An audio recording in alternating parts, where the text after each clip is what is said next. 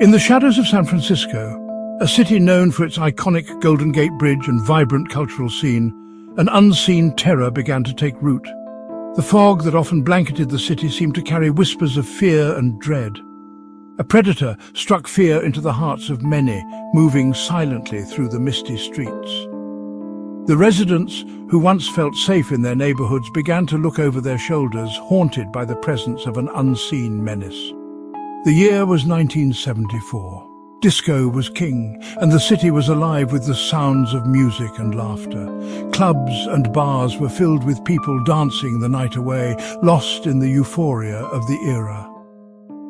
But a darkness lurked beneath the glitter. Gay men, seeking connection in the city's vibrant nightlife, found themselves in the crosshairs of a ruthless killer. The community, which had fought so hard for acceptance and freedom, was now gripped by fear. The killer, who would become known as the Doodler, was a shadowy figure who blended into the night. He preyed on the vulnerable, striking when they least expected it. His method was chillingly personal, using a blade to carry out his heinous acts.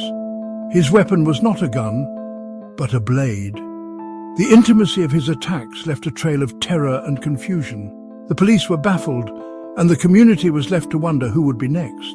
His calling card, chilling sketches of his victims, added a macabre twist to his crimes. These drawings, often found near the bodies, were a haunting reminder of the killer's presence. Each sketch was a grim portrait of a life cut short. Drawn moments before their deaths, these sketches were a taunt to the authorities and a source of horror for the community. The Doodler's reign of terror left an indelible mark on San Francisco, a city forever changed by the shadows that once haunted its streets. The first victim, Gerald Kavanaugh, was discovered on Ocean Beach in January 1974. Gerald was a quiet man, known to his friends as someone who kept to himself. He had moved to San Francisco seeking a fresh start, hoping to leave behind a troubled past. But his dreams were cut short on that fateful January night. The serene beauty of Ocean Beach, with its golden sands and gentle waves, became the backdrop for a gruesome discovery that would haunt the city for years to come. He had been stabbed multiple times.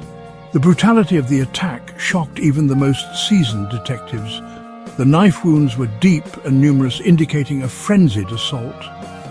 It was clear that Gerald had fought for his life, but his assailant had been relentless. The blood-stained sand told a story of desperation and violence, a stark contrast to the peaceful surroundings. His body lay close to the crashing waves, almost swallowed by the sand. The tide threatened to erase the evidence, but the police worked quickly to preserve the scene. As the waves crashed against the shore, it was as if the ocean itself mourned the loss of another soul. The community was left in shock, grappling with the reality that a killer was among them. Then in June, Joseph Stevens was found dead in Spreckles Lake Park. Joseph, a well-known local entertainer, was beloved by many. His performances brought joy to countless people, but his life was tragically cut short. The park, usually a place of leisure and laughter, was now a crime scene. The police cars' flashing lights cast eerie shadows, and the sight of Joseph's covered body sent chills down the spines of those who gathered. Klaus Christmann met the same fate in July, his body dumped near the Golden Gate Bridge. Klaus was a recent immigrant trying to build a new life in America. The iconic bridge, often a symbol of hope and opportunity, now stood as a silent witness to another senseless murder. The fog that enveloped the bridge that night seemed to mirror the confusion and fear that gripped the city. The killings continued, each one more baffling and terrifying than the last. Frederick Kappen in May 1975. Frederick was a decorated Vietnam War veteran, a man who had faced unimaginable horrors on the battlefield. Yet it was in his own city that he met his end. The police detectives worked tirelessly, but the clues were sparse. The vintage police car, a relic of a different era, stood as a reminder of the relentless passage of time and the urgency to find the killer, Harold Goldberg, in June 1975. Harold was the oldest of the victims, a man who had lived a full life but still had so much more to give. His death, like the others, was a blow to the community. The police officer's notepad filled with details, each line a piece of a puzzle that seemed impossible to solve. Onlookers gathered, their faces a mix of fear and curiosity as they tried to make sense of the tragedy unfolding before them. 5 lives taken too soon. Each victim had a story, a life filled with dreams, hopes and loved ones. The black and white photographs captured moments of happiness, now forever tinged with sorrow. Memorial candles flickered in the night, a small but poignant tribute to those who were lost. The collage of old victim photographs served as a stark reminder of the fragility of life and the darkness that can lurk in the most unexpected places. The city mourned, but it also vowed to seek justice for Gerald, Joseph, Klaus, Frederick and Harold. Their memories would not be forgotten. The killer earned his nickname from a chilling habit. Known as the Doodler, this mysterious figure haunted the nightlife of 1970s San Francisco. His modus operandi was as unique as it was terrifying. He would frequent bars and clubs, blending in with the crowd, his presence unnoticed until it was too late. The Doodler's approach was deceptively simple, yet deeply sinister. He would sit quietly, observing his surroundings, his eyes scanning the room for his next potential victim. Witnesses reported seeing a man in the bars frequented by the victims. He was often described as unassuming, blending seamlessly into the background. Yet there was something about him that some found unsettling. He would sit alone, nursing a drink, his gaze fixed on the patrons around him. This man, they said, would sketch his potential targets. He carried a notepad and pencil, tools of his deadly trade. He would draw quietly, his hand moving swiftly across the paper, capturing the likenesses of those who caught his eye. These sketches were not just idle doodles, they were the first step in his deadly game. He would engage them in conversation, often boasting about his artistic talents. His charm was disarming, his demeanor friendly. He would show his sketches to his targets, using them as a way to break the ice.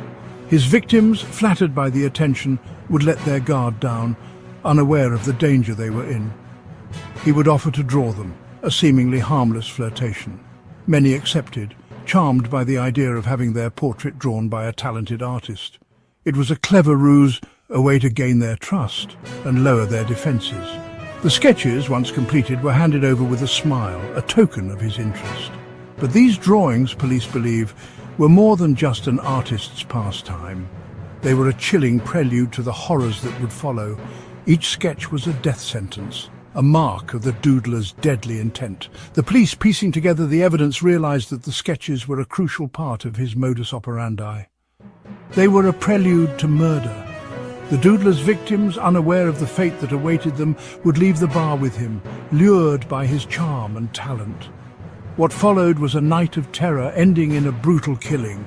The sketches, once symbols of his artistic skill, became grim reminders of the lives he had taken. The Doodler's mark was not just on paper, it was etched in the memories of those who survived his reign of terror.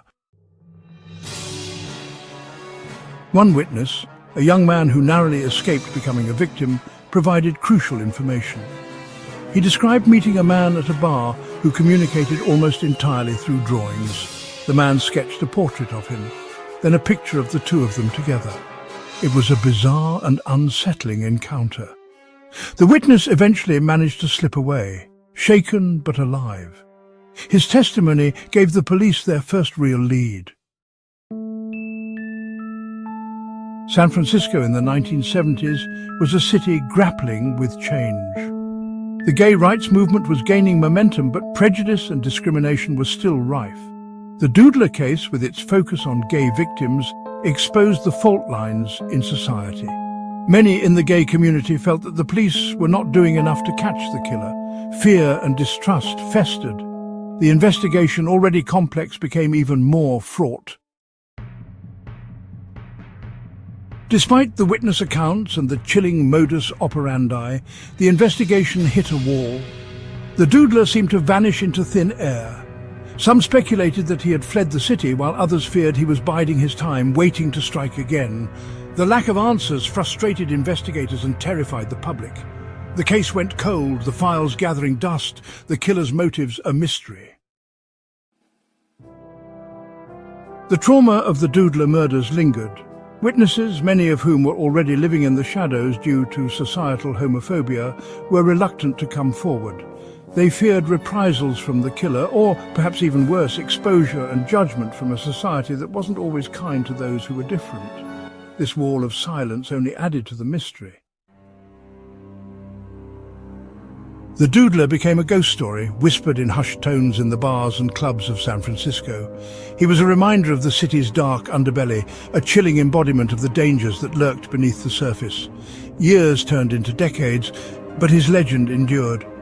The mystery of his identity, his motives, and his sudden disappearance continued to haunt the city. Today, the Doodler murders remain unsolved. The case files, though reopened and reviewed multiple times, have yet to yield any concrete answers. DNA evidence, a tool unavailable in the 1970s, has offered some new leads in recent years, but the killer's identity remains elusive. The Doodler's reign of terror may have ended, but the fear, the mystery, and the search for justice endure.